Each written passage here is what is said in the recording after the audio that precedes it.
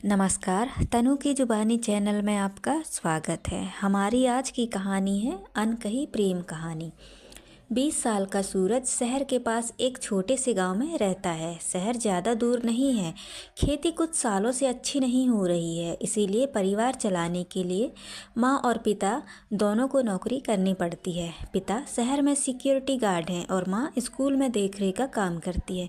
सूरज और उसकी छोटी बहन घर पर रहते हैं। सूरज की बहन अभी स्कूल जाती है। सूरज ने स्कूल की पढ़ाई जैसे तैसे कर ली है। अब वो उस समय में है जहाँ उसके सामने कई सवाल हैं कि वो अपनी ज़िंदगी में क्या करे।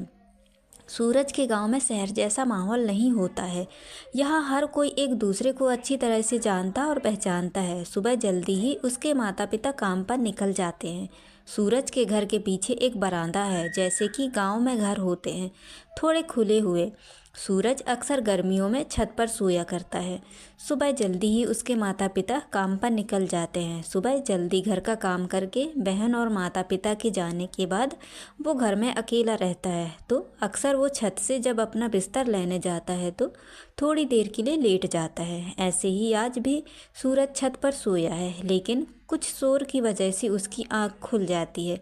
उठकर वो नीचे देखता है तो ऑटो वाले के साथ कोई बहस कर रहा था। और यह पहली बार था जब उसने देखा है नेहा को, हल्के नीले रंग की सलवार सूट पहने। वो अपनी मम्मी के साथ सामने वाले शर्मा जी के यहाँ आई है। वो शर्मा जी की भांजी है। उसकी मम्मी ऑटो वाले के साथ पैसों को लेकर बहस कर रही है।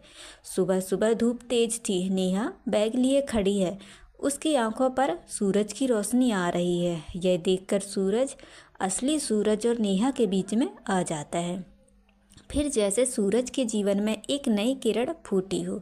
नेहा के मामा जी के घर के किचन की खिड़की रोड की ओर खुलती है। सूरज की नज़र अब सामने वाले घर पर ही रहने लगी। कभी खिड़की, कभी दरवाज़ा, कभी पानी के बहाने या कभी सफाई के बहाने वो घर के दरवाजे पर ही रहता। कुछ समय तक नज़रें मिलाने और चुराने का खेल चलता रहा, लेकिन बात कुछ आगे नहीं हो रही थी। एक दिन सूरज अपने घर की छत पर खड़ा होकर पतंग उड़ा रहा था। पतंग उड़ाते उड़ाते उसका ध्यान एकदम से सामने वाले किचन की खिड़की पर गया और उसने देखा कि नेहा खिड़की से पतंग उड़ाती हुई उसे देख रही है। सूरज अब हिम्मत करके नेहा की तरफ देखकर मुस्कुरा देता है और जवाब में वहाँ से भी एक प्यारी सी स्माइल आती है। सूरज की खुशी का कोई ठिकाना नहीं रहता है। नेहा एक दिन सूरज की छोटी बहन से बात कर रही होती है। हिम्मत करके सूरज भी उससे बात कर लेता है। सूरज और नेहा में बातों का सिलसिला धीरे धीरे ही शुरू हो जाता है। सूरज को पता चलता है कि नेहा पतंग उड़ाना सीखना चाहती है। सूरज उसे सिखाने का बोलता है, लेकिन वो मना करती है क्योंकि उसकी मम्मी उसे किसी भी लड़के से बात करने भी नहीं देती थी। पतंग उड़ाना तो बहुत दूर की बात है। सूरज उसे बोलता है कि वो उसके घर के पीछे बरामदे में उसे सिखा देगा। साथ ही वहाँ सूरज की बहन भी होगी। नेहा थोड़ा मनाने पर मान जाती है। आखिर वो भी सूरज के साथ समय बिताना चाहती है।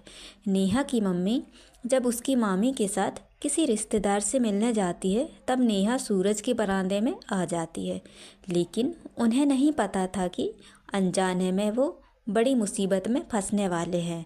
सूरज के घर में पीछे सीढ़ियाँ चढ़ते समय नेहा के पैर में मोच आ जाती है और चल भी नहीं पाती है। नेहा वहीं बैठ जाती है। उसकी आंखों से आंसू निकलने लगते हैं।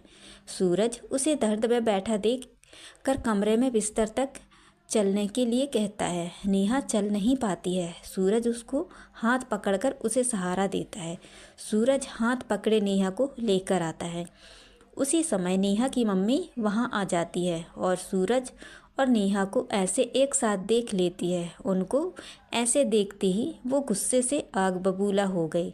उन्होंने ज़ोर से चिल्लाकर कहा, नेहा।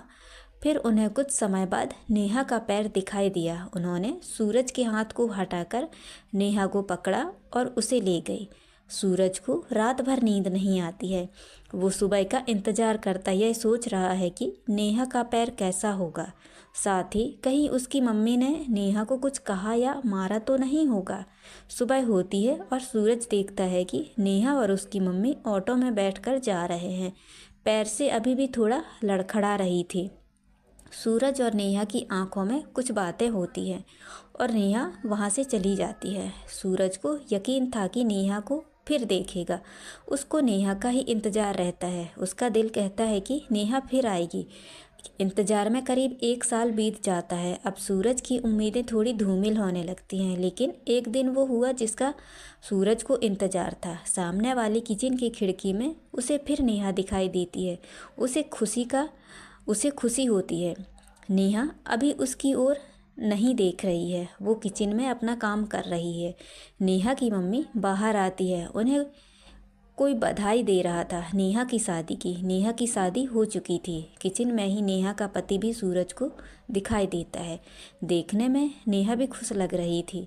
सूरज को एक पल के लिए बुरा लगा, लेकिन फिर वो मुस्कुराया। उसे नेहा की खुशी में अपनी खुशी दिखी। अचानक से नेहा की नज़र सूरज पर पड़ी और फिर दोनों ने एक दूसरे को देखकर स्माइल किया। तो दोस्तों, ये कहानी आपको कैसी लगी? लाइक और कमेंट करके ज़रूर बताएं और चैनल को सब्सक्राइब करना ना भूलें। तो मिलते हैं अगली कहानी में। धन्यवाद।